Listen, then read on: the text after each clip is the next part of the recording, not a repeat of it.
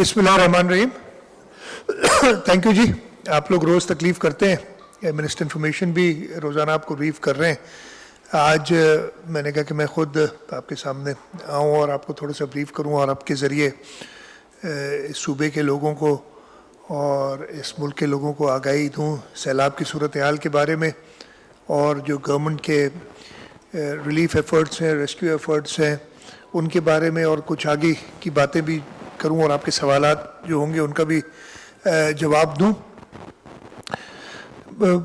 शुरू करता हूं बारे जो सैलाब की इंटेंसिटी या जो मैं कई बार आपसे पहले भी बात हो चुकी है, लेकिन बात शुरू करने के लिए 1100 मिलीमीटर एवरेज बारिश इस पूरे सूबे में हुई है। और हमको पता है, मैं रिपीट नहीं करता, पट्टीदन जहाँ 60 मिलीमीटर होती है बारिश, वहाँ 1763 मिलीमीटर हुई, और तकरीबन 1100 मिलीमीटर मोंजदड़ो पे बारिश हुई।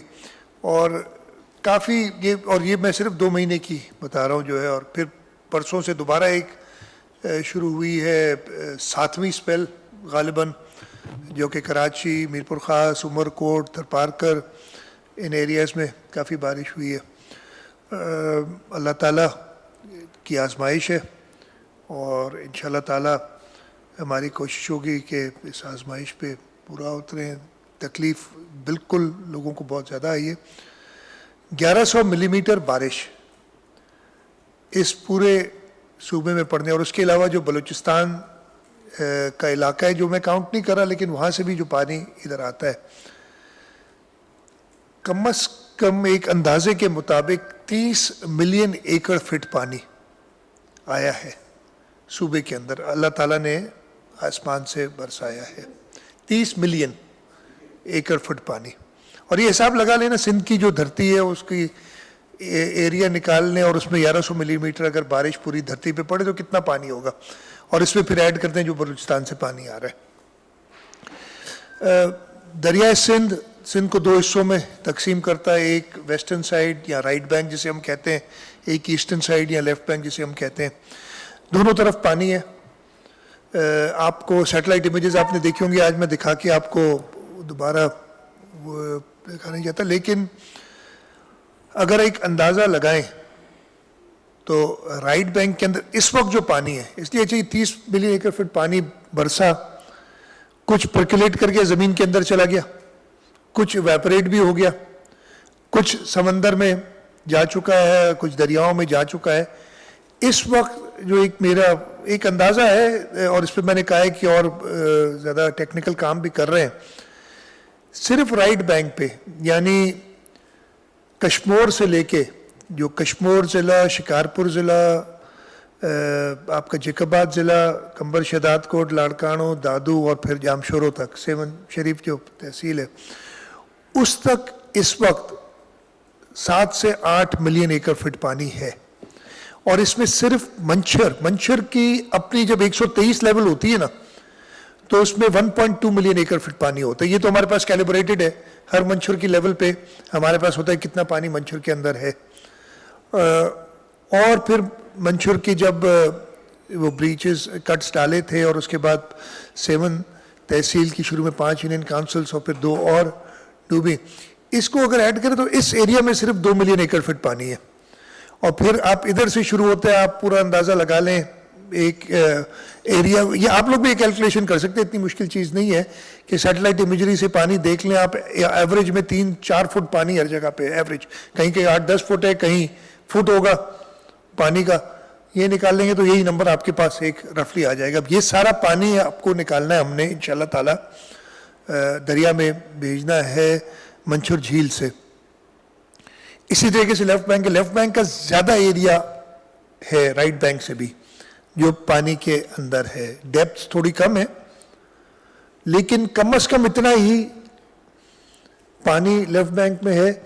और लेफ्ट बैंक में निकालने का तरीका पानी का, एक तो बदीन के ज़रिए जो आपकी ईस्टर्न साइड है, यानी दरिया से थोड़े दूर डिस्ट्रिक्ट्स हैं, जिसमें शहीद बेनज़ीराबाद का ईस्टर्न साइड, फिर सांगड़ ज़िला, उमरकोट, आपका मीरपुर ख़ास, बदीन, ये सारा पानी जाएगा LBOD के ज़रिए शकूर, ढंड और उससे समंदर में। जो दरिया के करीब डिस्ट्रिक्ट्स हैं उनका वो निकाल नहीं है। उनको निकालने के लिए हमें, जैसे पानी की लेवल फेवरेबल आती जा रही हैं, हमें वो दरिया के अंदर पानी थ्रू एस्केप्स छोड़ना पड़ेगा और वो पंप आउट करना पड़ेगा। इसलिए फ्लैट एरिया है, नेचुरल ग्रेडियंट नहीं बनता है। पानी निकलेगा कितनी देर में, मैं आपको सिर्फ ये बताऊं, अंदाज़ा दूं। मैंने बताया ना, ये राइट बैंक पे मैंने कहा 7-8 मिलियन एकड़ फीट पानी इस वक्त मौजूद है। कल की तारीख में जो 7 से 4 ब्रीचेस डाले हुए हैं इंडस पे, इंडस जो एलएस बंद है हमारा उस पे, और उसके अलावा 3 और आउटलेट्स हैं, अड़ल हेड, अड़ल टेल और आपकी दानिस्तर की जो है। इन सब को मिला के कल की तारीख में जो एक अंदाज़ा और एक कैलिब्रेटेड, बिकॉज वो कट्स पता है कितनी वाइड हैं, कितना पानी बहता है, एक वेलोसिटी उसकी ये इरिगेशन वाले करते हैं जज, वो था 1,75,000 क्यूसेक्स पानी जा रहा था।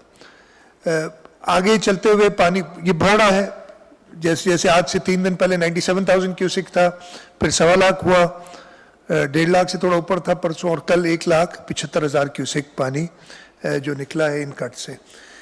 इससे अगर आप अंदाज़ा लगाएं, ये पानी अभी 2 लाख तक भी जाएगा जैसे जैसे दरिया का लेवल और फेवरेबल होगा। दरिया भी बहुत सारी इधर, मैं बहुत ही एहतराम के साथ, साइंटिस्ट भी बहुत हैं, इरिगेशन एक्सपर्ट भी बहुत हैं, मतलब, और इसमें किसी का कसूर नहीं है, ये वाकई ऐसी है ना।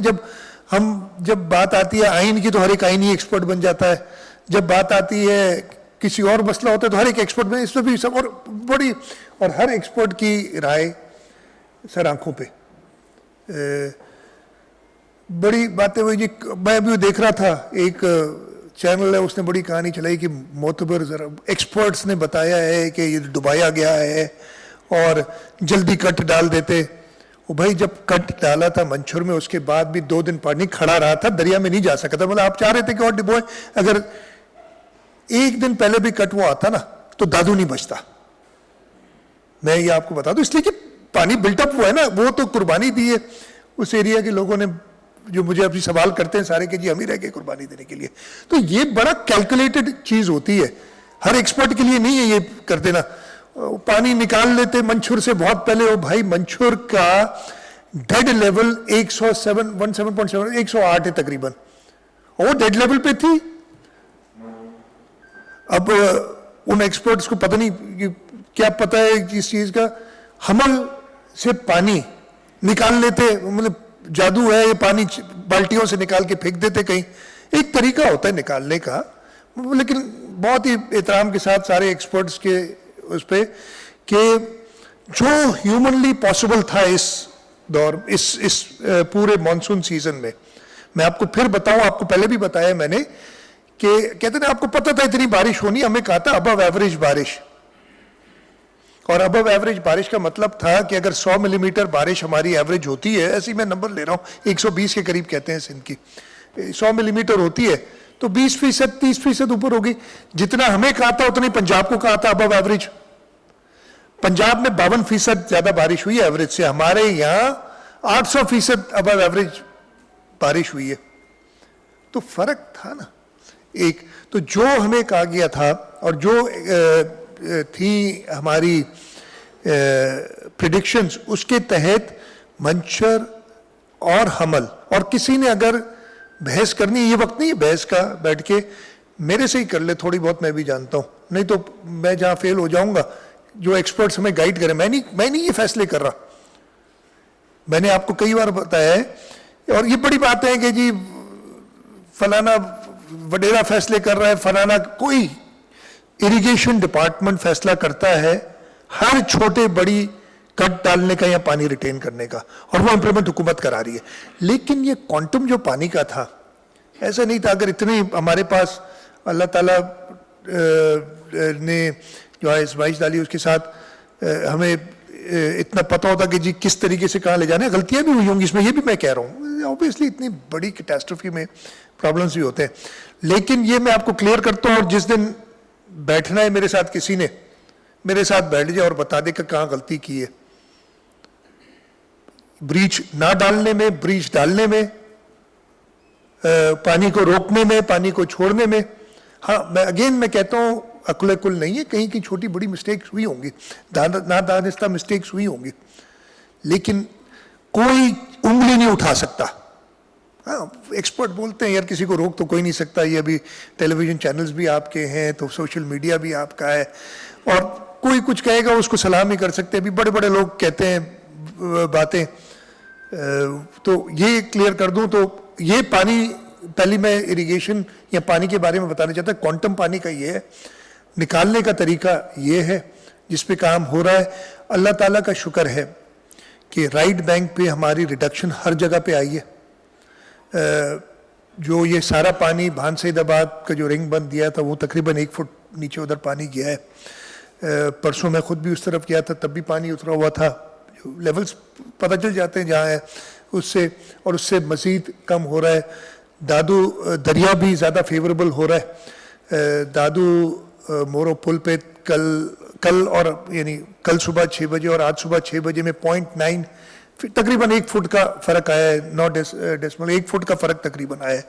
तो ये हमें फ़ायदे में जाती हैं चीज़ें, इसलिए कि फिर ये पानी ड्रेन आउट हो सकता है। अगर ये दरिया का पानी ऊपर ही रहता तो हमें और मुश्किल होती। और हमने उसमें सखर बराज के भी कुछ कनाल्स को कंट्रोल तरीके से खोला है ताकि दरिया को हम फेवरेबल कर सके, जो हम कर सकते हैं। गुड्डू बराज के कनाल्स को भी खोला है हमने कुछ, कि पानी, एक तो जो राइस का थोड़ा बहुत फसल बच गया उसको भी हमने पानी देना है, पैडी का सारिन जो फसल आ रही है उसके लिए, तो वो भी हम खोल रहे हैं ताकि हम ये फेवरेबल कर सके ईच एंड एवरी डिसीजन।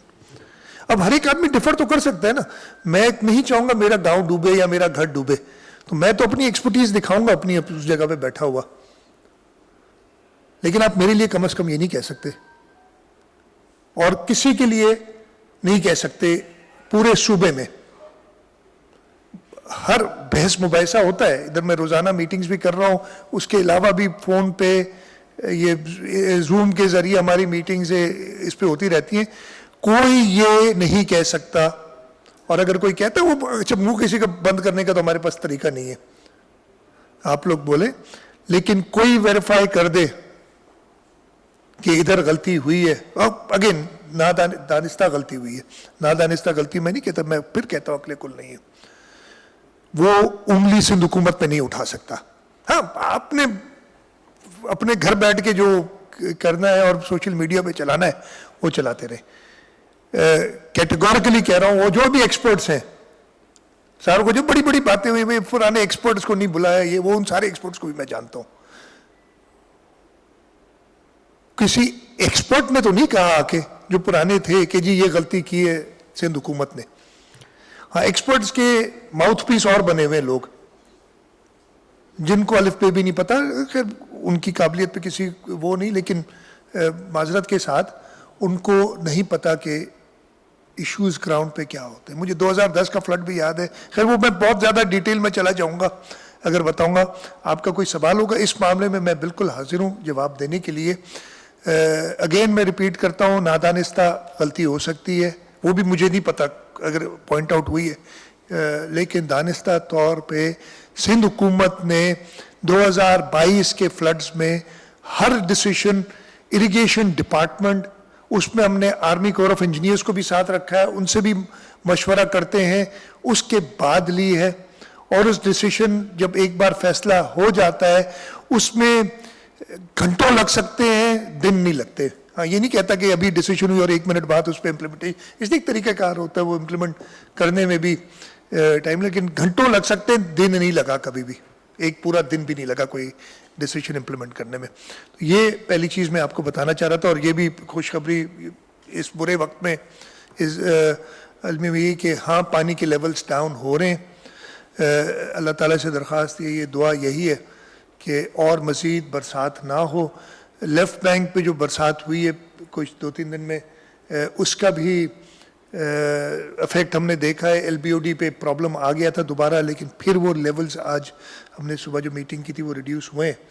तो ये पानी की सिलसिले की बात है। हम फेडरल गवर्नमेंट के साथ मिलके रेलवे लाइन जो है उसको भी ऑपरेशनल करने के लिए स्टेप्स उठा रहे हैं, लेकिन उस पर भी यही फैसला किया गया है कि किसी नए इलाके को डुबो के हम कोई चीज़ नहीं करेंगे। हमारी पूरी कोशिश ये है कि किसी नए इलाके को ना डूबे।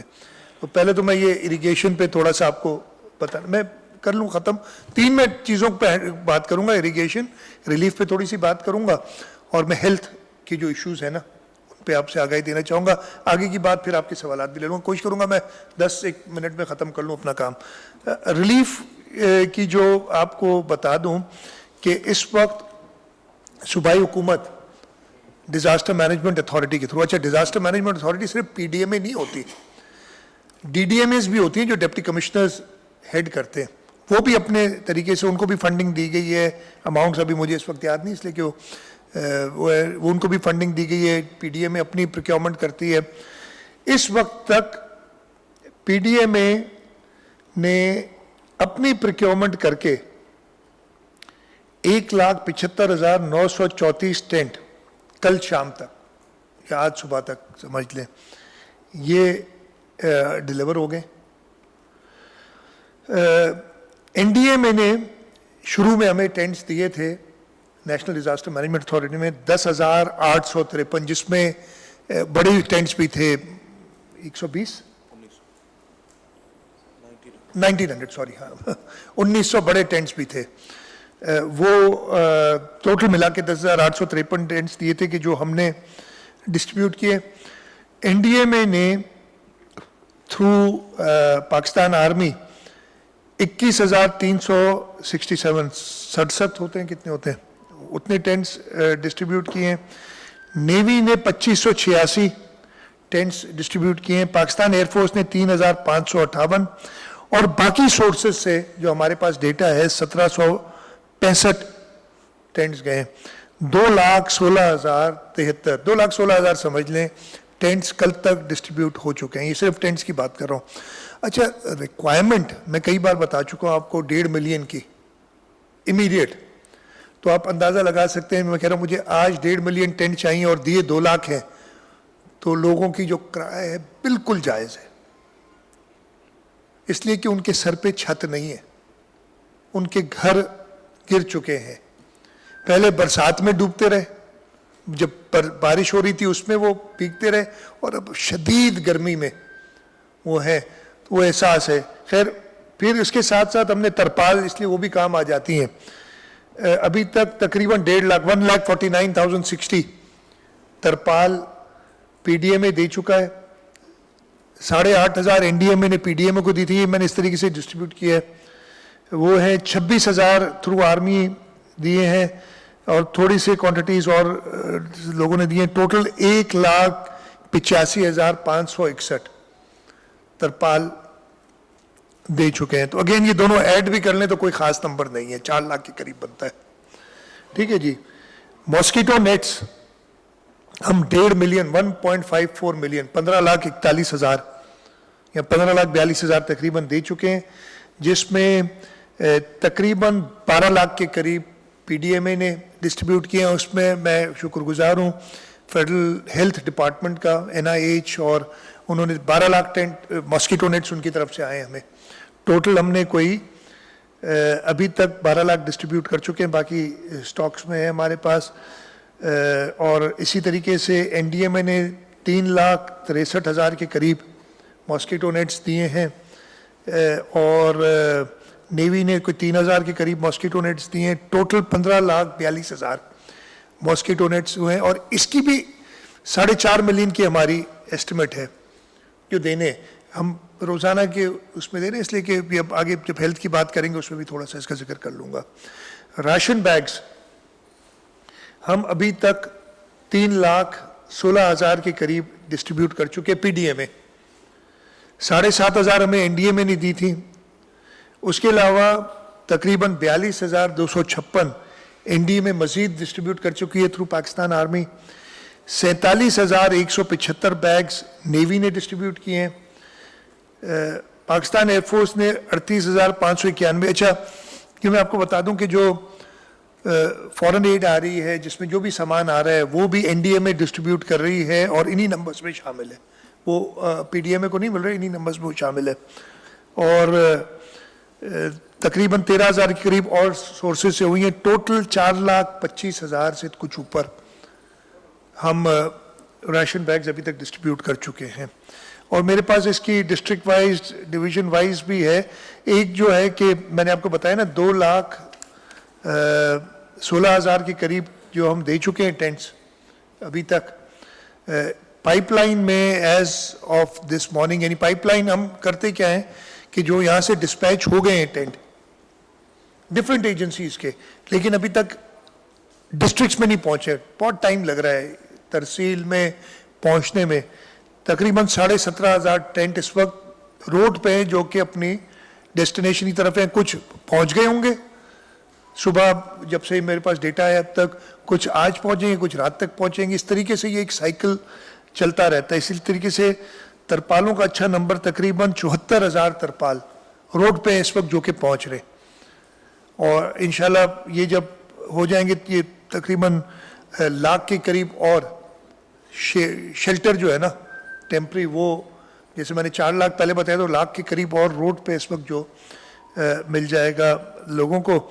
और मॉस्कीटो नेट्स जो हैं वो भी 78,000 इस वक्त, जो एक पाइपलाइन हम कहते हैं जो कि पीडीएमए और बाकी जो एनडीएमए इन सब की तरफ से निकल चुके हैं अपने स्टोर से, इस वक्त रोड पे हैं।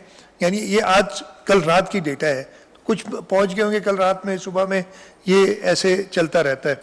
तो ये डिस्ट्रिक्ट्स और इन सब की डिटेल भी है। मैं आपको ज़्यादा ये नंबर्स के साथ बोर नहीं करूँगा कि किस डिस्ट्रिक्ट में कितने पहुँचे हैं, लेकिन ये एक ओवरव्यू दे देता हूँ। तीसरी चीज़ मैं आपको हेल्थ के बारे में बताना चाहता हूँ।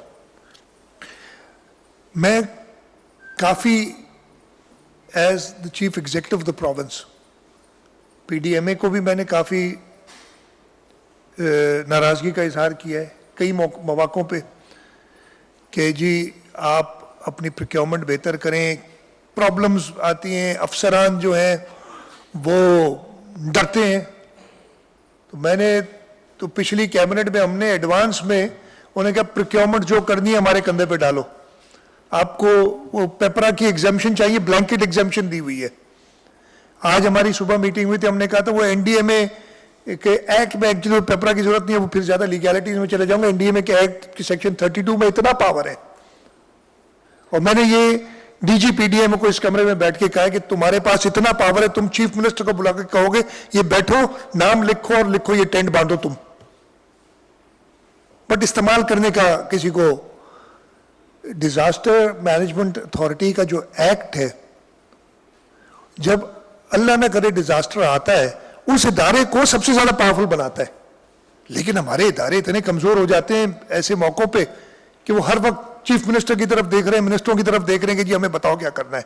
मैं बहुत डांटा है इन चीजों पे, और वो कंटिन्यूस डांट जो है वो चल रही है। वो आप लोगों के सामने नहीं करता, नहीं तो खामखा डिमोरलाइज हो जाते हैं लोग, इसलिए फिर वो आप कहानी एक और बना देते हैं। आप लोग भी तो दोस्त हैं ना मेरे सारे। और बड़ा अच्छा हो, मतलब आपके लिए खबर ये कि भरहमी का इजहार किया, तो ये बड़ी सबसे बड़ी खबर है। या सबसे बड़ी खबर ये होनी चाहिए कि पहुंचा कुछ कहीं।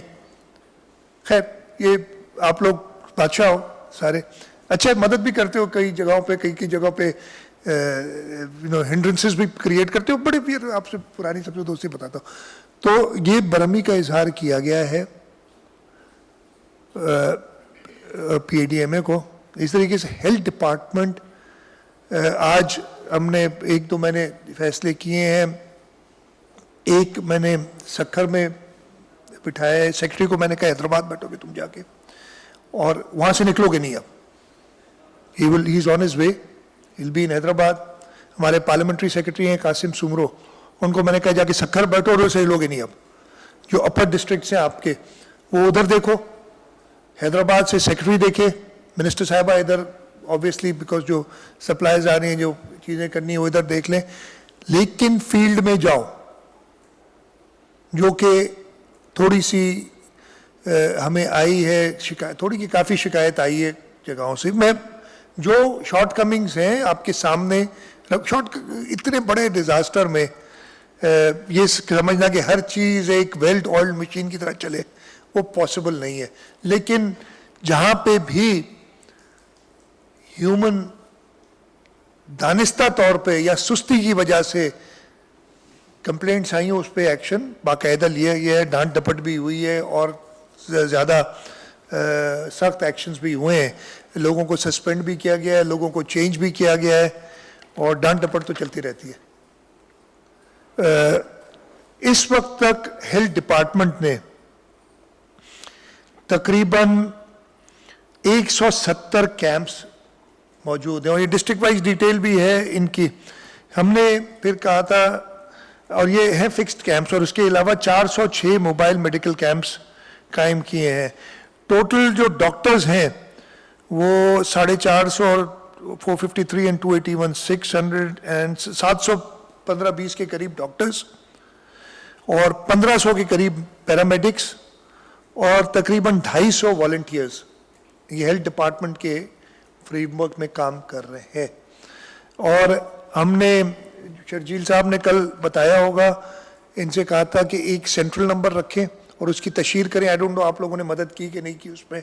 कल मैंने कहा था शर्जील को कि वो बता दे, आपको आगाही दे कि इस वक्त मैं तो काफ़ी जगह गया हूँ, हर जगह लोगों के पास फ़ोन अभी तक है। देखिए वो लाइफ लाइन बनी हुई है ना, मदद के लिए बुलाना है, कोई कांटेक्ट करना है तो एक नंबर बता दें। अगर सूबे के किसी हिस्से में वो नंबर है भी, मुझे भी बता दें, मैं एक और बार कह दूं, मुझे दे दें। वो नंबर्स दिए हैं कि उस पर कॉल करें। हमने कहा है हेल्थ डिपार्टमेंट को कि 24 घंटे उस पर एक सेट नंबर ऑफ पीपल हो मौजूद, वो आंसर करें। अगर बदीन के किसी यूनियन काउंसिल से किसी गांव से फ़ोन आता है कि जी मेरा बच्चा बीमार है, तो वो उधर फ़ोन करे। ये इतना हमें करना चाहिए, आपकी मदद इधर ही मुझे ज़रूरत है। और वो अगर हेल्थ डिपार्टमेंट के पास जाएगा, वो उसी वक्त जो करीब तरीन मोबाइल हॉस्पिटल है या फिक्स्ड है, उसको कागज़ चाहिए, वो उसको बता देगा कि जी ताकि इसको अटेंड करो। उसका नंबर भी देगा, इसलिए नंबर आ जाएगा ना। और इस पे हम काम करें। और हेल्थ पे मैंने बड़ी सख्ती से कहा हुआ है, ये अब शिकायत नहीं आनी चाहिए। बीमारियों का जहां तक ताल्लुक है, टोटल जो इस वक्त तक तकरीबन गैस्ट्रो रिलेटेड 5.5 लाख केसेस आए हैं। स्किन डिजीज के 6.25 लाख से ऊपर केसेस आए हैं। मलेरिया के 185,000 1,85,000 केसेस आए। डेंगू के जो है ना, वो ये नंबर इधर दिया है, I don't know if this is correct और नॉट, बिकॉज ये नंबर काफ़ी बड़ा है, लेकिन जो मुझे दिया है 12,229 केसेस डेंगू के, आई डोंट नो। और ज़्यादातर, हाँ, देखिए वैसे थोड़ा सा देख लीजिए, ये ज़्यादातर कराची में है। कल के दिन में ये सस्पेक्टेड केसेस की बात है, कल के दिन में 64 सस्पेक्टेड डेंगू के केसेस थे। और डिजीज जो है 1 लाख ने बल्कि 10 लाख के करीब और डिजीज हैं। नंबर ऑफ डेथ्स रिपोर्टेड, और ये अभी तक फाइनल, ये हेल्थ रीजंस, हेल्थ की मैं बात कर रहा हूँ, not flood related. Flood related तो 638 जो लास्ट नंबर हमारा है वो है। लेकिन मैं आपको ये बात बता दूं, इस पे प्लीज सवाल जवाब कर दें। 638, मुझे तो पता है ये 639 है या 650 है। भाई देयर इज ए लैग। ऐसा नहीं है कि कोई बड़ी हमारी एक्यूरेट इंफॉर्मेशन है, कि लैग रहेगा। हेल्थ रिलेटेड 172 डेथ्स अभी तक रिपोर्टेड जो है, लेकिन इससे ज्यादा है, वो लॉग में आते हुए टाइम लगता है।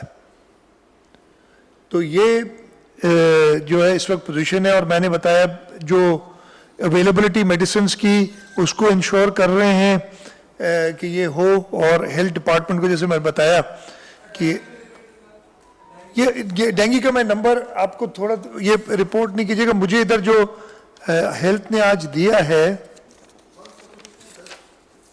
172 टोटल डेथ्स।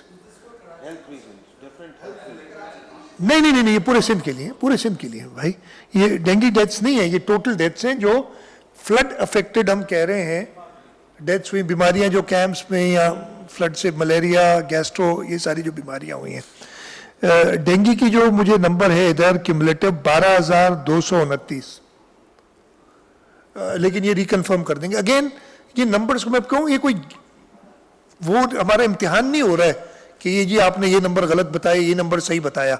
इसमें इतने बड़े सानिए में होंगी, रिकन्सिलिएशन में टाइम लगेगा, ये सारी चीज़ें होंगी।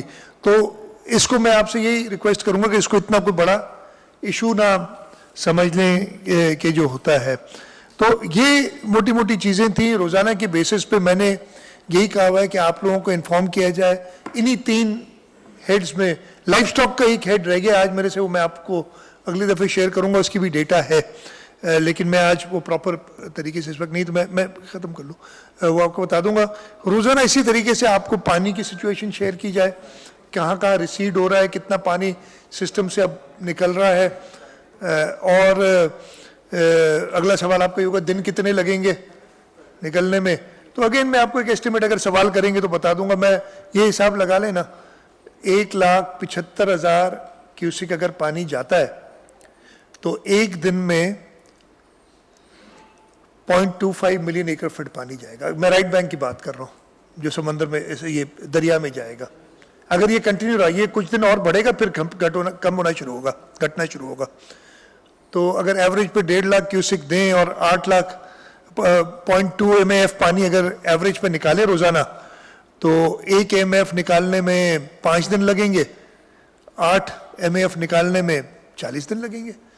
लेकिन ये तो जो ग्रेविटी से पहले जाएगा, फिर पंपिंग और उसमें फिर डिले होगी। ये तो ये एक नंबर्स हैं जो आप एस्टिमेट कर सकते हैं। इस तरह से लेफ्ट बैंक का भी एक एस्टिमेट किया जा सकता है। तो इरिगेशन का, रिलीफ का, और तीसरा मेडिकल इश्यूज और लाइफ स्टॉक, ये 4 चीज़ों पे आपको रोज़ाना इंशाल्लाह ताला कोशिश होगी कि या मैं ब्रीफिंग दूंगा या मिनिस्टर इंफॉर्मेशन ब्रीफिंग देंगे। कहीं अगर दोनों, इसलिए कि सैलाब के टाइम में ट्रैवलिंग बहुत होती है, बाहर होते हैं, नहीं दे सके तो कोई एक उस दिन बयान टाइप के इन 4 चीज़ों का हम आपको ज़रूर देंगे, तो आपको आगाही और आपके ज़रिए हम सूबे के लोगों को बता सकें। भी बताया था कामरान, जब मैंने बात की थी कि रिक्वायरमेंट में 1.5 मिलियन टेंट की बात कर रहा हूँ और दिए 2 लाख हैं, तो बिल्कुल it is a drop in the ocean. नहीं समझ आते हैं कि कैसे लोगों पूरा होगा।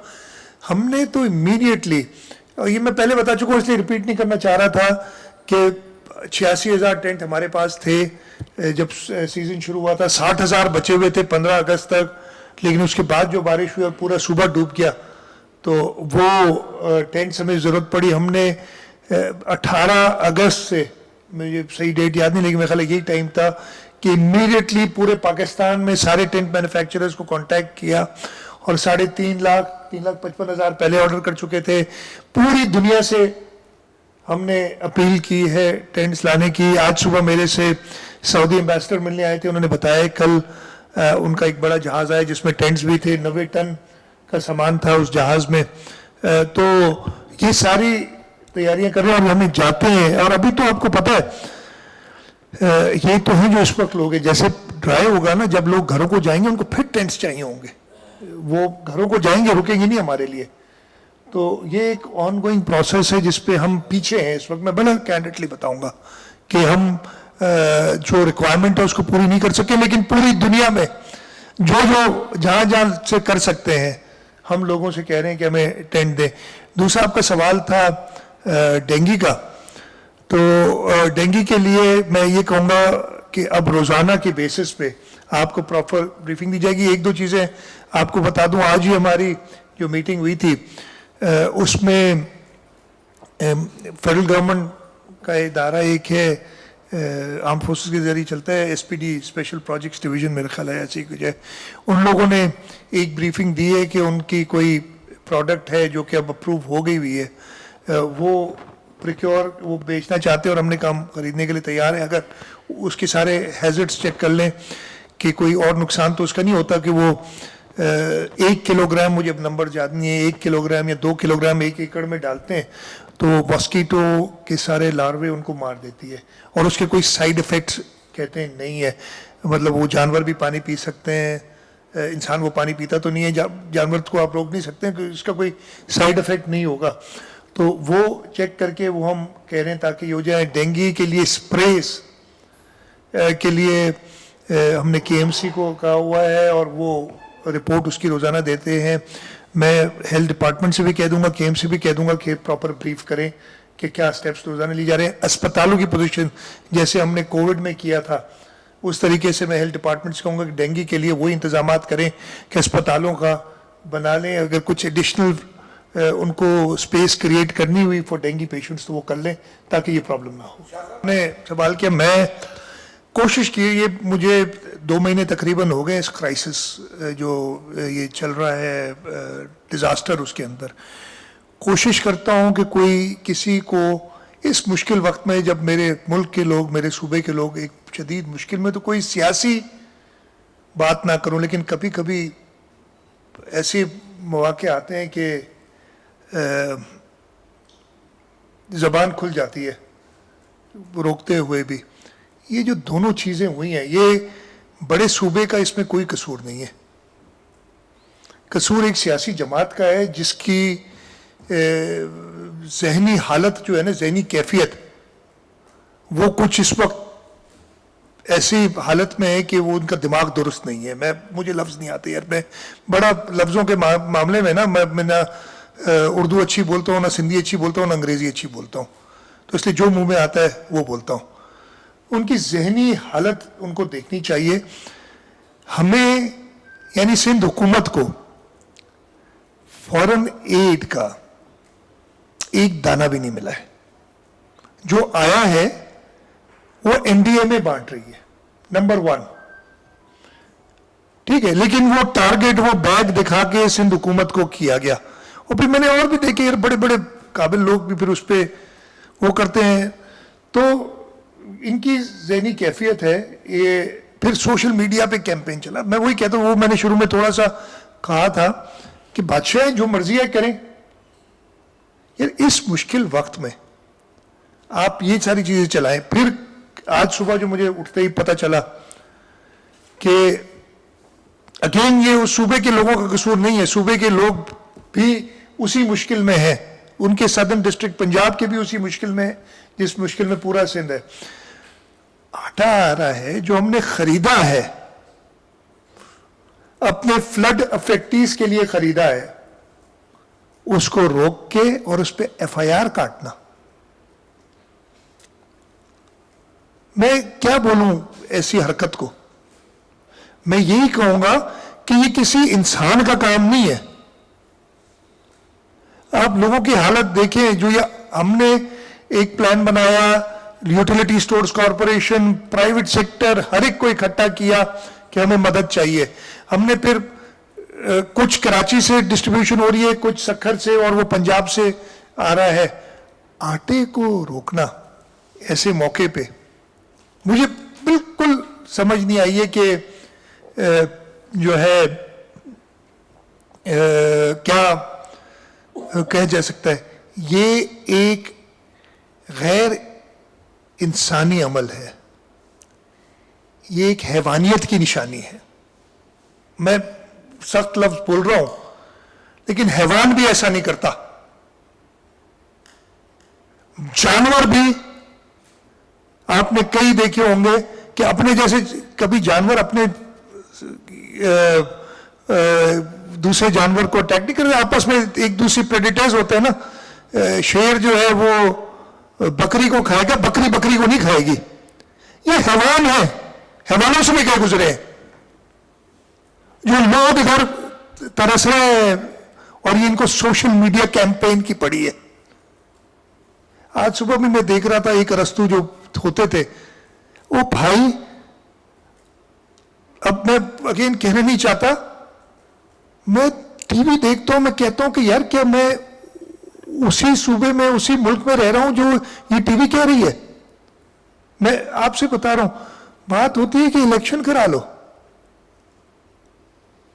मैं कहता हूं कि मैं यहां तो शायद एक डरावना ख्वाब था जो मुझे आया हुआ है कि ये पूरा मुल्क डूबा हुआ है पानी में, इसलिए टीवी तो ये नहीं दिखा रहा मुझे। जो ये अरस्तु और करस्तु और बरस्तु है सारे, वो तो पता नहीं कुछ और बातें कर रहे हैं।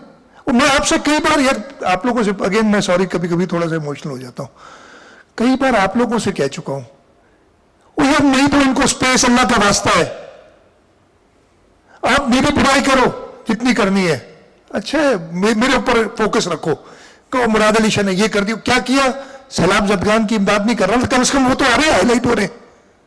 इनको भाई स्पेस नहीं दो। मैं इसलिए नहीं कह रहा कि इनसे कोई हमें खौफ है, मुझे इन हैवानों के हैवानियत पे एक अजीब कैफियत हो जाती है इंसान की, आपकी पता नहीं क्यों नहीं होती है, मुझे समझ नहीं आती।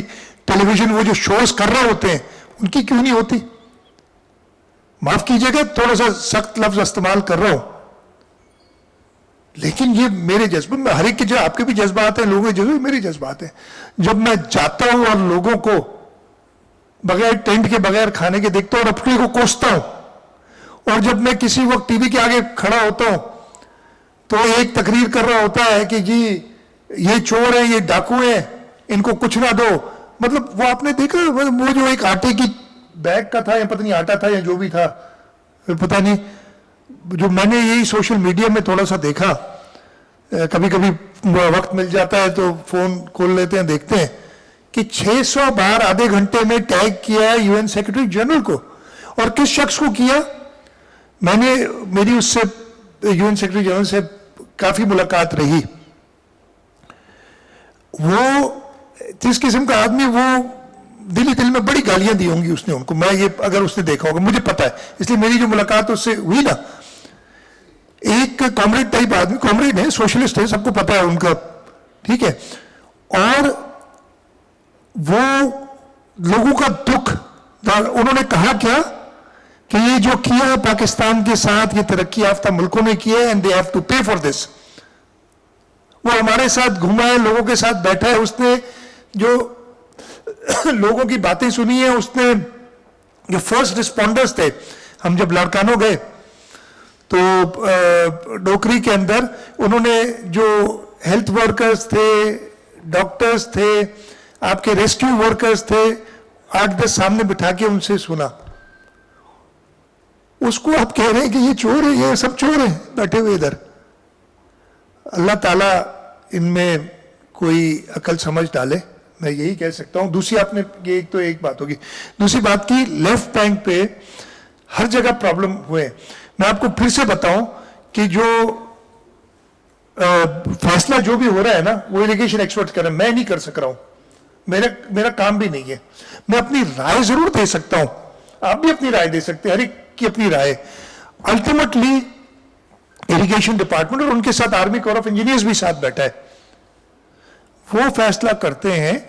अच्छा, होता यह है कि हमारी आपस में कोई बात होती है ना, कहीं लीक आउट हो जाती है और फिर कहते हैं कि जी फलाने ने मुखालफत, यस डिफरेंसेस होते हैं ना, इसमें क्या बात है, वो फिर हाईलाइट कर देते हैं कि जी इसकी बात नहीं मान रहे, जरूरी नहीं है कि उसकी बात सही हो सकता है सही भी हो, गलती कर रहे हो, मैं तो बड़ी ओपनली कह रहा हूं, लेकिन अल्टीमेट फैसला वो टेक्निकल लोग करेंगे, जिस दिन वो करेंगे, इंप्लीमेंट करना एडमिनिस्ट्रेशन का काम है। वेट नहीं कर सकते, साइड बाय साइड वो भी कर रहा है, डैमेज असेसमेंट, एक डीएनए डैमेज नीड असेसमेंट कर लिया हर डिस्ट्रिक्ट से, तकरीबन वो डेटा आ गई है, 100% दुरुस्त नहीं होगी इस हालात में, लेकिन हमारे पास फर्स्ट एस्टिमेट्स आ गई हैं।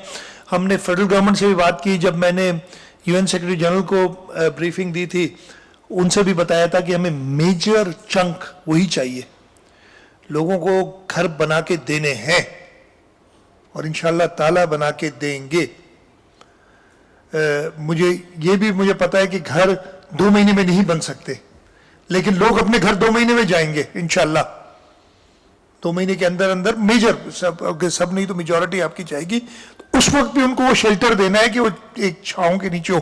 सर्दी आ रही है, 2 महीने बाद सर्दियों का मौसम आएगा तो हमने वो प्रॉपर ब्लैंकेट्स और वो भी अरेंज करने, इस वक्त तो ब्लैंकेट की जरूरत नहीं है। तो ये सारी चीजें प्लस इंफ्रास्ट्रक्चर के लिए साइड बाय साइड ये सब काम हो रहे हैं और इंशाल्लाह ताला इनको पूरा करेंगे। ये जैसे मैंने बताया डैमेज नीड असेसमेंट का काम चल रहा है।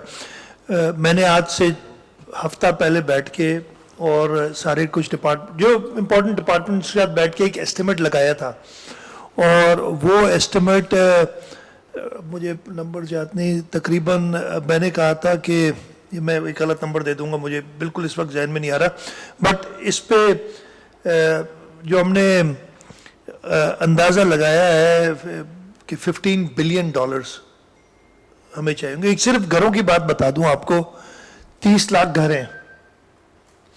30 लाख घर का मतलब है कि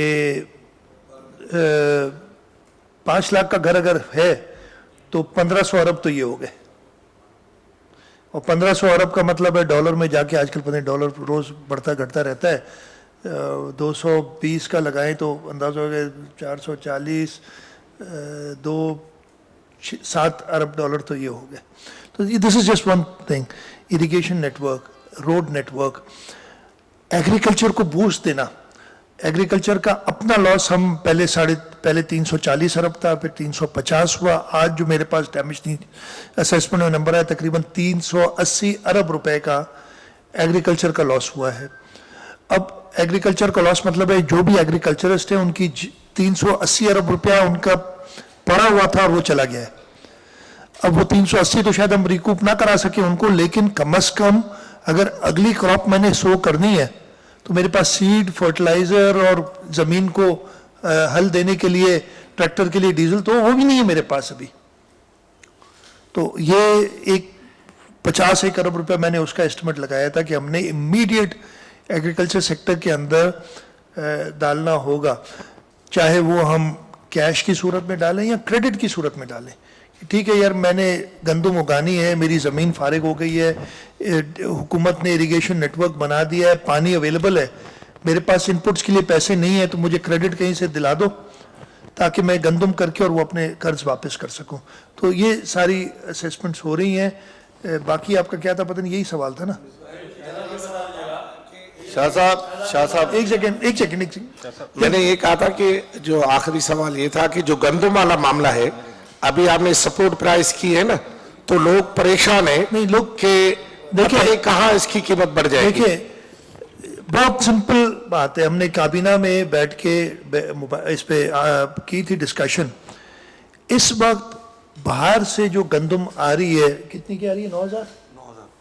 9,000 रुपए बोरी। मतलब आप किसी ABC कंट्री से ला रहे हैं। अगले साल गंदम का कहत होना है, चाइना एक बहुत बड़ा इंपोर्टर बनना है। हमारा अंदाज़ा जो कैबिनेट में हमने कहा था कि ये 10,000 से बहुत ज़्यादा तजावज़ कर जाएगी गंदम की कीमत, अगर आप बाहर से इंपोर्ट करेंगे, बहुत ज़्यादा तजावज़ करें, मतलब 12,000 का कम से कम का एस्टिमेट है जो वर्ल्ड प्राइसेस जाके बनेंगी अगर आप मंगाएंगे। तो मैं 12,000 में ABC कंट्री के फार्मर को खरीदूं, फॉरेन एक्सचेंज भी दूं, मैं अपने फार्मर को क्यों ना वो इंसेंटिव दूं कि वो उगाए। इसलिए कि इस वक्त मुझे अगर वीट उगानी है तो मेरी कॉस्ट बढ़ गई है। एक तो मेरा पास कुछ भी नहीं है, मेरे हर चीज़ क्रेडिट पे लेनी है, पैसा नहीं है। फिर मुझे ज़मीन बनाने के लिए ऐसा थोड़ी है कि वो सो पानी गया और आपने अब दोबारा लेवल करनी होगी। एक बड़ा मेजर इनपुट है ज़मीन को बनाने का, कीमतें बढ़ जाएंगी हर चीज़ की, ये सब चीज़ें। और अगर ये इंसेंटिव मैं नहीं दूंगा अपने फार्मर को तो वो कहेगा कि यार मेरा तो अपना खर्चा अगर 9,000-9,500 रुपए बोरी पे लग रहा है और मुझे सरकार कह रही है कि मैं 6,000 रुपए में खरीदूंगा आपसे। अभी कितना उन्होंने कहा है? 3 और 3 6, 7,500, 3,000 रखे ना उन्होंने, 7,500 में खरीदूंगा और मेरी अपनी कॉस्ट उससे ज्यादा है, तो कौन गंदम उगाएगा? और अगर कोई गंदम नहीं उगाएगा तो आप 12 से 15,000 रुपए में इंपोर्ट करेंगे। ये सारी चीजें जहन में रख के ही फैसला किया था। और ये गवर्नमेंट ने उस सब्सिडाइज करने का, हम अभी भी सब्सिडी देंगे जो रिलीज करेंगे, और उसके लिए कमेटी बनाइए कि उसको फाइनल करे। आई एम श्योर वो फैसला ये होगा कि सब्सिडी देंगे जैसे रिलीज करेंगे। हम हो सकता है रिलीज भी थोड़ा जल्दी करें, उस पर हाँ थोड़ा जल्दी रिलीज करें, नॉर्मली हम बाद में करते हैं, लेकिन वो हो सकता है और जल्दी करनी पड़े, इसलिए कि अगर हमारा आटा रोक देगी पंजाब की एक हुकूमत के जमात, लोग नहीं रोक रहे हैं पंजाब के, वो इतने संगदिल, इतने हैवान नहीं है। ये जो बातें हैं ना, एक नॉर्मल वक्त में तो करने के लिए बड़ी अच्छी हैं। मैं अमित बहुत ही एहतराम के साथ ऐसे वक्त में बैठ के इन चीज़ों पे ध्यान दूं, मुझे कसम की कोई ख्याल और नहीं आता है सिवाय सैलाब के लोगों का। और मैं आपको बताता हूँ 2-3 चीज़ें।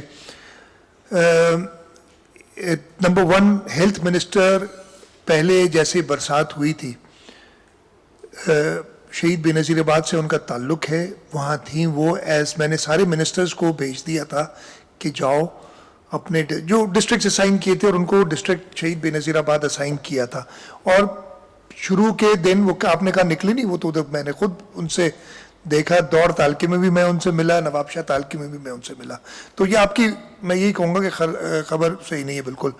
रेवेन्यू मिनिस्टर को मटियारी ज़िला दिया हुआ था हमने, पहले कुछ दिन वो बाहर थे, जैसे ही आए वो मटियारी ज़िले में स्टेशन रहे और उन्होंने काम किया है और उधर वो निकलते रहे हैं और उसकी तस्वीर वगैरह भी मौजूद हैं। एनडीएमए ने हमें चीज़ें दी और फिर मदद के लिए पाक फौज और मसल्ह अफवाज आई। उन्होंने कहा कि पीडीएमए शायद ये सारा हैंडल नहीं कर सके, वो खुद बांटेंगे और हमारे पास रोज़ाना डिटेल है, जो बाहर से सामान आ रहा है वो भी थ्रू आर्मी इधर बट रहा है, ऐसा नहीं है कि नहीं बट रहा है, लेकिन रिक्वायरमेंट इतनी ज़्यादा है कि वो नज़र नहीं आ रहा। मैं आपको बताऊँ ना, एक जहाज़ में जो सबसे बड़ा जहाज है, ये 90 टन वाला तो आज मुझे पता चला, इससे पहले 50 टन वाला वो कतरी एयरफोर्स में, उसमें 600 टेंट आते हैं।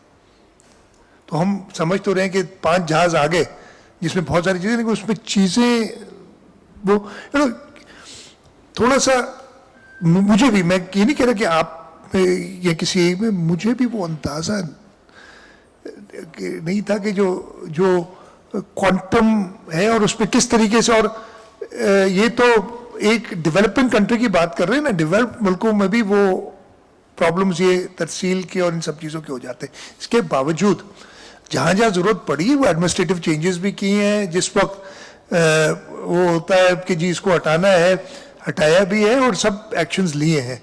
तो आपका अपना पॉइंट ऑफ व्यू हो सकता है, लेकिन मेरा इस वक्त वो पॉइंट ऑफ व्यू इस चीज़ की तरफ देखता भी नहीं हूँ। मेरा पॉइंट ऑफ व्यू लोगों तक मैं अपना to the best of my abilities कैसे कर सकूँ। देखो ये खामखा ये वो कंट्रोवर्सी क्रिएट करने की बात है। मैं आपको सिर्फ ये बताऊँ कि एज कर्टसी जब भी बाहर से कोई आता है, मैं इंश्योर करता हूँ कोई ना कोई वजीर उधर मौजूद हो, as a respect to the country which is giving that aid, एक वजीर होना चाहिए। लेकिन जो मामला तय जिस तरीके से ये डिस्ट्रीब्यूशन हुई है, कहा है कि जो फॉरेन एड जो भी आ रही है वो एनडीएमए, ठीक है, और ये एनडीएमए का काम है, वो एनडीएमए लेगी और एनडीएमए उसको डिस्ट्रीब्यूट कर रही है थ्रू दी आर्मी नेटवर्क। तो इसमें कंट्रोवर्सी की कोई बात ही नहीं है। अच्छा, इतने सारे सवाल कर दिए, कहां से कहां पहुंच जाओगे, तो मुझे तो पूरा 1 घंटा चाहिए आपके सवाल के जवाब देने का। मैं आपको बता दूं, एक तो पता नहीं कहां से, एक तो मेरे अपने भी स्पोक्समैन ने, वो जो है मीडिया कोऑर्डिनेटर ने ट्वीट कर दिया था, मैंने देखा कि कश्ती का तेल खत्म, कोई कश्ती का तेल खत्म नहीं हुआ भाई, पता नहीं कहां से, पता नहीं कश्ती में बैठे हो आप लोग, कुछ शायद बैठे हो, बैठे है ना। कश्ती जब करीब आती है तो उसके आउटबोर्ड इंजन ऊपर उठा दिया जाता है, और इतनी मेहरबानी हुई कि मुझे ये चीफ मिनिस्टर के तहत कहा कि आप पानी में नहीं उतरे और वो धक्का देख लो, इतनी सी बात थी, उसमें कश्ती का तेल खत्म हो गया, ये हो गया, तो आपने कनेक्ट गलत किया। आपकी अपनी जो इंफॉर्मेशन है ना वो गलत है, जिस तरीके से आपकी सारी इंफॉर्मेशन मैं कहता हूं, ये नहीं कि गलत है लेकिन थोड़ी कम है। चीफ मिनिस्टर सिंह अपनी पूरी काबीना के जरिए, इस मैंने आपको मैग्नीट्यूड बताया है इस कैटास्ट्रोफी का, उसके बाद भी आप एक, हाँ ज्यादा बेहतर करना चाहिए, मैं खुद कह रहा हूं कि हम पूरी तरीके से वो कर नहीं सके, लेकिन इस तरीके से वो करना मुनासिब। बाकी फिर आपने जो दूसरी लॉलेसनेस की बात की, कराची में इश्यूज रिसेंटली आए हैं और उस पर नजर रखी जा रही है, इंशाल्लाह ताला जैसे पहले कंट्रोल किया वो कर लेंगे, और ये प्रॉब्लम्स आते हैं। लेकिन मैं फिर आपको बता दूं आप सबके लिए कि यार प्लीज ये उस पर ना जाया करो, इतने उस पर कश्ती का तेल खत्म हो गया। मैं पिछले पता नहीं कितने लोगों की, मैं आपको बता रहा हूँ भाई, अच्छा पूरा एक कश्ती से मैं दूसरी कश्ती पे जा रहा था, वो भी देखे कश्ती का तेल खत्म हो, वो भी आपको समझा देता हूँ जिनको नहीं पता। जहां पानी, जो मैं दूसरी वुडन बोट पे था ना, एक वो बोट थी जो कि कराची से आई थी, जो एक तेज कश्ती थी और मैं चाह रहा था तेज पहुंचूं। फिर मैंने एक जगह जाना था जहां पे पानी कम था, तो वहां पे वो बोट जा नहीं सक रही थी, तो छोटी बोट जो लकड़ी की लोकल होती है, जिसको मैं मंशूर का रहा हुआ हूं, तो इसलिए मसला यही ना कि वो उधर तक ले गई, और जब उधर से मैं अपने कब्रिस्तान गया था तो मांगने, और उधर से जब मैं उस पानी तक पहुंचा तो एक कश्ती से दूसरी कश्ती पे आया, लेकिन इधर आप लोगों को जब कुछ पता नहीं तो जो कहानी बनानी बना ली। तो अभी हंसना अच्छी बात है, ऐसे हंसते रहा करो ताकि इस मुश्किल वक्त में आप कुछ कंट्रीब्यूट कर सको नेगेटिव बात करने की बजाय। शाह साहब बस नहीं पढ़ो फिर क्योंकि मैं भी बड़ा हंस के आपको अपना समझते हुए ये बात कर रहा हूँ। ये दोनों फिर से आपको बताता हूँ अगेन, ये फैसला एफपी बंद पे 5 जगह पे ब्रीचेस हुई हैं, ठीक है जी। ये फैसला करना कि किस वक्त उसको क्लोज करना है, किस वक्त एमएनबी को बंद करना है ताकि पानी, वो ये एक टेक्निकल लोग करेंगे। अच्छा, एफपी बंद कि जो ब्रीचेस को बंद भी करना है ना, तो आप तभी कर सकते हैं when your machinery can reach there, और अगर मशीनरी पानी होगी नहीं पहुंच सकेगी तो आपको एक लेवल तक रोकना होता है। और ये सारी again these are not issues जो कि वैसे डिस्कस हो। पानी कम हुआ है तो मेहर से भी प्रेशर इस वक्त कम है, और हम नहीं समझते कि इंशाल्लाह ताला और बढ़ेगा। अल्लाह माफी दे और बारिश ना हो, अल्लाह ताला करम रहम करें। आपके जो भी ऊपर के शहर हैं, वारा में इशू था, पानी का प्रेशर था, मेहर पे था, भान सईदाबाद या दादू को जो खतरा था, वो सारे कम हो गए इस वक्त। तो ये बिल्कुल ना सिर्फ ये ब्रीचेस बंद होंगे, मंशूर के ब्रीचेस बंद होंगे, लेकिन इसकी टाइमिंग टेक्निकल लोग डिसाइड करेंगे। मैं लेफ्ट बैंक का बता चुका हूं, फिर से आपको बता देता हूं कि किसी एक एमपी या एमएनए के वो अपना पॉइंट ऑफ व्यू हर एक का हो सकता है। आप उस पॉइंट ऑफ व्यू देखते हैं, कोई अगर कोई पॉइंट ऑफ व्यू दे देता है ना, तो वो पॉइंट ऑफ व्यू आप बता देते हैं। पॉइंट ऑफ व्यू हर एक का हो सकता है, फैसला टेक्निकल एक्सपर्ट्स का होगा। आज से 3 दिन पहले इधर मीटिंग हुई थी, तब यही बात हुई कि बारिश हुई है और एलबीओडी स्पाइनल को कहीं ऐसी जगह से टूटने का खतरा है कि जहां पे नुकसान ज्यादा हो। तो हमने कहा फिर एक्सप्लोर करो, वो RD 210 पे ब्रीच अगर देना है आपने। लोग गए उधर, बैठे, उन्होंने मुआयना किया, उन्होंने कहा नहीं, ये बारिश के बाद भी एलबीओडी कुछ चढ़ी थी एक दिन, जिसकी वजह से हमें परेशानी हुई थी, वापस रिड्यूस हुई है। अभी भी वो उसको वॉच कर रहे हैं। फैसला एक्सपर्ट्स करेंगे और उसको इंप्लीमेंट करेंगे। किसी एक इंडिविजुअल की बात, मैं फिर कहता हूं ना, आप किसी एक इंडिविजुअल को बयान देने से तो कौन किसी को नहीं रोक सकता ना।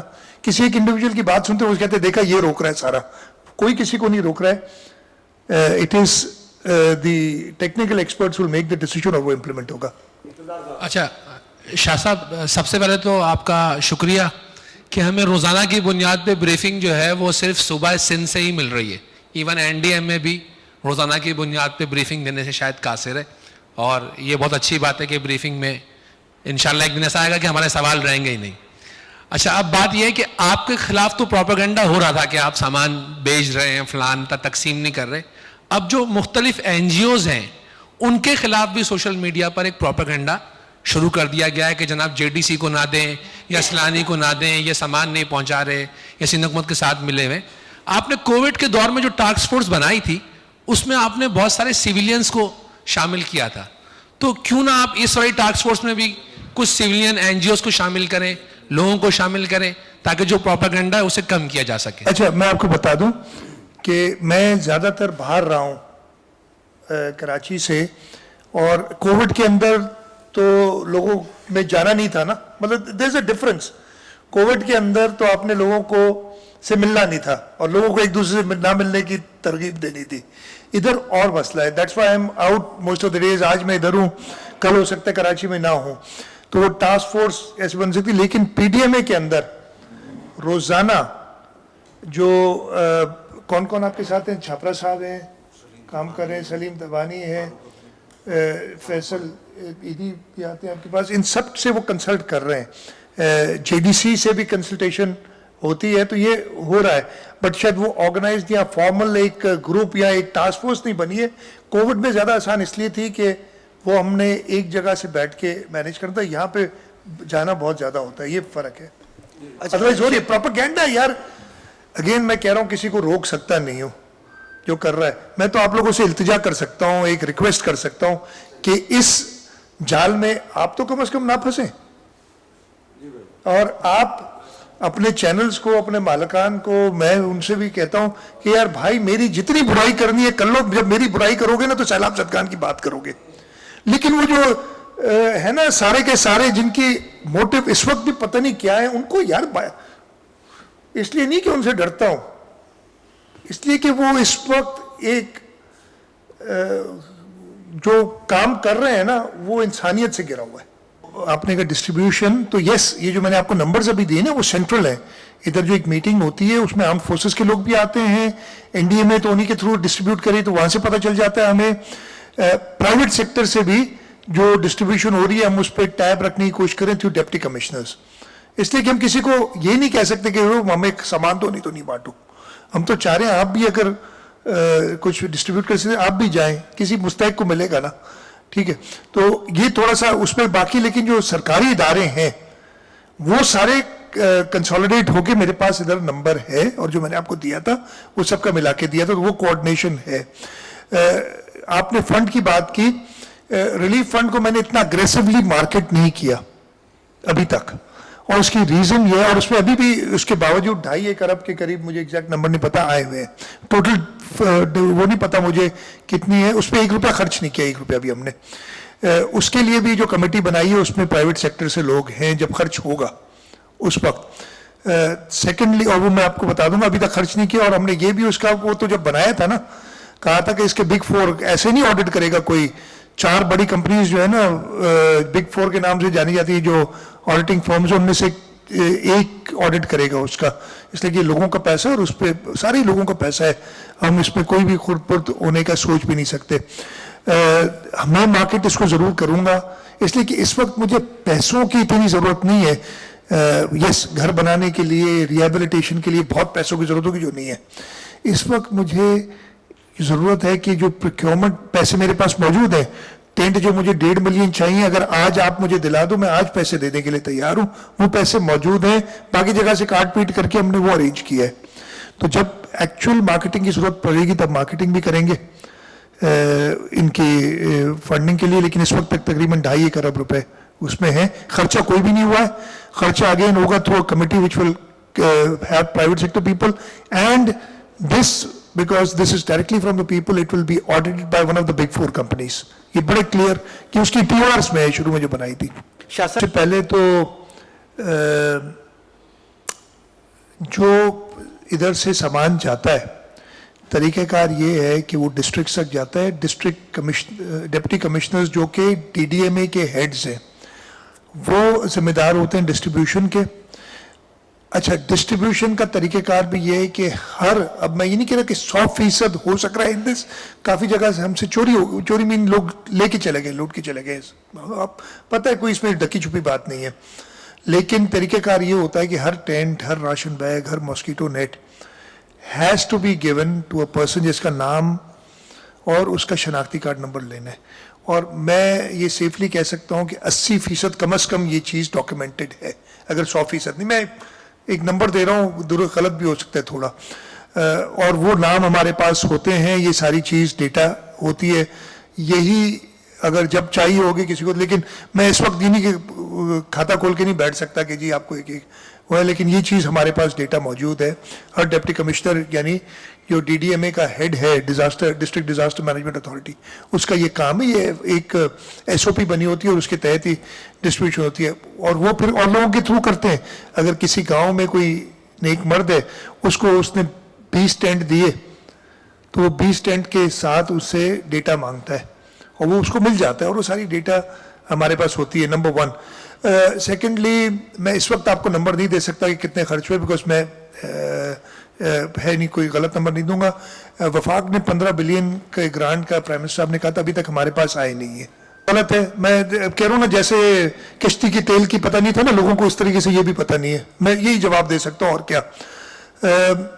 नंबर 1, नहीं टॉलरेट करेंगे कि कोई गवर्नमेंट अस्पताल किसी का भी इलाज करने से मना करे। मैं ये लिख लिया मैंने, इसका भी चेक करा लूँगा और प्रॉपर सज़ा दिलवाएंगे। मैंने आपको वैसे ही बताया, हेल्थ वालों को मैं वैसे ही सख्ती से कह चुका हूँ कि they need to improve their delivery, जो कि सर्विस डिलीवरी में अभी गैप्स हैं, इन्होंने इम्प्रूव करनी है, और उस पर हम लगे हैं। उसको ऊपर मैं खुद भी ओवरसी कर रहा हूँ ताकि ये बेहतर हो। स्ट्रीट क्राइम का जो थोड़ी स्पाइक एक आई है, एक तो बहुत सारी वजूहत हैं, इसके मैं वो नहीं जाता, सोशल वजूहत ये सब कहते हैं ना, महंगाई जो हुई है या जो लोग देख रहे हैं हालात, उसमें इश्यूज, इवन शहरों में लोगों ने कुछ जॉब्स लूज किए हैं, सब किए, तो इस वजह से ये आएंगी, लेकिन इस पे हम इंशाल्लाह ताला कंट्रोल कर लेंगे। बाकी जो कहते हैं ना क्रिमिनल्स की बात करते हैं, वो मैं इनको ज़्यादा सख्त बात नहीं कहूँगा, सिर्फ यही कहूँगा कि शायद उन्हें हक़ाइक़ का इल्म नहीं, या हक़ाइक़ समझने कि उनको वो अल्लाह ताला ने अभी वो ताकत नहीं दी है। मेरे साथ चलें, इवन जो लोगों की हालत है ना इस जगह, आप किसी को कुछ कह नहीं सकते इस बारे में। I can't give you specifics now, again जैसे मैंने कहा ना कि हर चीज़, हर ब्रीच या हर पंप जो चल रहा है उसका मैं नहीं रिकॉर्ड रख सकता, मैं जनरल आपको बता देता हूँ। देखिए, वो फिर से मैं आपको अभी बताया भी था कि राइट बैंक से पानी पहले ग्रेविटी से जाएगा सारा, ये जब एक हद तक मंशर का लेवल गिर जाएगा, और वो डिसाइड अगेन एक्सपर्ट्स करेंगे, मैं अपना राय जरूर दूंगा उसमें, मैं भी थोड़ा बहुत जानता हूँ इस चीज़ को, लेकिन एक्सपर्ट्स करेंगे, तब मंशर के ब्रीचेस को हम बंद करेंगे। इस तरीके से एफपी बंद की बात की थी ना, जैसे ही आप उस पोजीशन में आएंगे वो एफपी बंद के ब्रीचेस को बंद करेंगे, ताकि फिर वो जो पानी है ना बंद के अंदर चैनलाइज हो। जब ये हो जाएगा तो राइट बैंक के एक इलाके तो ग्रेविटी से पानी निकल गया, जो लो लाइंग इलाके होंगे वहां से पंप आउट करके आपको ड्रेन्स में डालना होगा, और ड्रेन्स फिर जाएंगे ये एमएनवी के अंदर, एमएनवी से मंशर के अंदर, और मंशर से पानी दरिया में जाएगा। जो इरिगेशन चैनल्स है वो भी हम कुछ यूज करेंगे इस काम के लिए। बिल्कुल जो दरिया के साथ इलाके हैं, वो जो एस्केप्स होती हैं, हर बड़े कनाल की एक एस्केप्स की जगह होती है कि अगर वो एस्केप्स बनाते इसलिए हैं कि अगर खुदा ना खास्ता नॉर्मल फ्लो में अगर कनाल पे ब्रीच पड़ जाए तो कनाल को रोक के एस्केप से पानी दरिया की तरफ फेंक देते हैं हम, ताकि हम उसको रिपेयर कर सकें। तो वो एस्केप्स को इस्तेमाल करेंगे जो दरिया के करीब के डिस्ट्रिक्ट्स होंगे उनको निकालने के लिए। लेफ्ट बैंक में भी यही तरीक़ाकार होगा। जो एक बड़ा क्वेश्चन बना है ना, 2-3 सवाल भी हैं उसमें कि एलबीओडी के आगे वो RD 210 पे एक ब्रीच की बात हो रही है। अगेन एक्सपर्ट्स जो डिसाइड करेंगे, अगर वो ब्रीच फायदा, इससे कुछ एडिशनल इलाका ज़ेरे आब आएगा, तो उन्होंने बैलेंस करना होता है कि यार कोई खतरा तो नहीं है कि हम कोई ऐसा इलाका अभी डिबो रहे हैं जिसमें लोग ज़्यादा हों और इधर लोग कम है, तो वो टेक्निकल डिसीजन लेंगे तब वो ब्रीच आएगा। अदरवाइज ये एक प्रोसेस होगा, एक ग्रेविटी से पानी निकलेगा, फिर जो लो लाइंग एरियाज होंगे उसमें से पंप आउट करके ड्रेन्स बनाई जाएंगी। कासिम बैठे हैं, ये भी ड्रेन बना रहे हैं टंडो मोहम्मद खान में, अभी टेम्पररी ड्रेन एक बना रहे हैं पानी को इवैक्यूएट करने के लिए। तो ये सारी चीज़ें ग्राउंड पे जहाँ जहाँ होती हैं ज़रूरत, वो अगेन डिसाइड करके, और एक सेंट्रल मैंने इरिगेशन मिनिस्टर को बनाया हुआ है इसका इंचार्ज, कि वो फैसला करते हैं और वो इजाज़त देते हैं तो काम होता है। इस वक्त कहा था कि एक चौथी चीज़ लाइफ स्टॉक है, जो कि डिटेल में अभी आपको मैंने खुद ही बताया था कि वो नहीं दे सकते, लेकिन आपके नंबर्स दुरुस्त हैं। मेरा पर्सनल ख्याल है कि अभी तक बहुत ही प्रिलिमिनरी, ज़मीन का तो पता चल जाता है ना, वो सैटेलाइट इमेजरी है, बहुत सारी चीज़ें। जानवरों का जो 1,98,000 का एस्टिमेट है वो बहुत अंडर एस्टिमेटेड है अभी नंबर।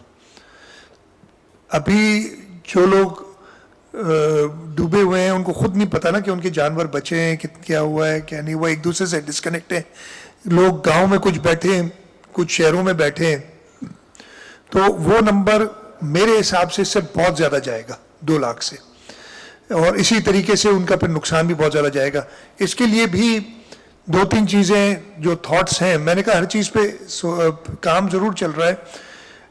एक ये स्कीम के बारे में मैंने कहा है कि काम करो, और ये जो डिफरेंट लोगों से बातचीत होकर और पता चला है कि वो जानवर जो कि यहाँ पे हम सब्स्टिट्यूट के तौर पे दे सकते हैं, बाहर के मुल्कों से इंपोर्ट कर सकते हैं, बाकी सूबों से ला सकते हैं, वो हम कोशिश करेंगे कि एक सब्सिडाइज रेट पे उस पर ड्यूटीज़, एक तो शायद बैन है इंपोर्ट ऑफ एनिमल्स पे, वो बैन भी हटवाना पड़ेगा। वो सब लोगों को इजाज़त दें कि इंपोर्ट करें कि वो दोबारा अपने लाइफ स्टॉक को रिप्लेनिश कर सकें। उनके जो नुकसान हुए, अगेन कैश से सिर्फ फ़ायदा नहीं होगा उनको, वो कैश तो खर्च कर देंगे, उनको जानवर चाहिए, तो वो availability of that those animals बाकी सूबों से और बाहर से उस पर एक प्लान चल रहा है कि हम करें और उसको कॉम्पनसेट भी करें और फैसिलिटेट भी करें कि वो अपनी लाइवलीहुड को रिवाइव कर सकें। बताए ना सूबा कर सकते हैं ना वफाक कर सकती है अकेले से। यूनाइटेड नेशन सेक्रेटरी जनरल की जो अच्छी बात थी और आपने उनकी तकारीर भी सुनी होंगी, मैंने उनसे कहा था और मैं रिपीट कर देता हूँ उर्दू में जो मैंने उनसे कहा था। मैंने कहा था आपको ये अपील लग रही है लेकिन ये अपील नहीं है, ये हमारा हक है। ये जो मौसमियाती तब्दीली है उसके जिम्मेदार हम नहीं है। पाकिस्तान 1% कंट्रीब्यूट करता है ग्रीन हाउस गैसेस पे और नुकसान उसको पूरी दुनिया ने दिया है, तो इसकी मदद दुनिया ने हमें करनी पड़ेगी।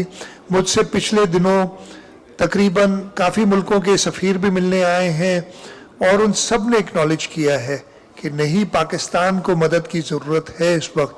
मैं यही उम्मीद करता हूँ कि फेडरल गवर्नमेंट मिलके और हम कर सकें। और इसमें जो लोग जो अभी बात हुई थी, ये मीडिया कैंपेन्स या सोशल मीडिया कैंपेन्स या ओपनली कह रहे हैं, अल्लाह ताला उनको हिदायत दे कि मुल्क के लोगों के बारे में सोचें और ऐसे कोई हिंड्रेंसेस पैदा ना करें कि हम लोगों की जो मदद है उसको करने में हमें वो फ़ौरन मदद ना मिले। Thank you.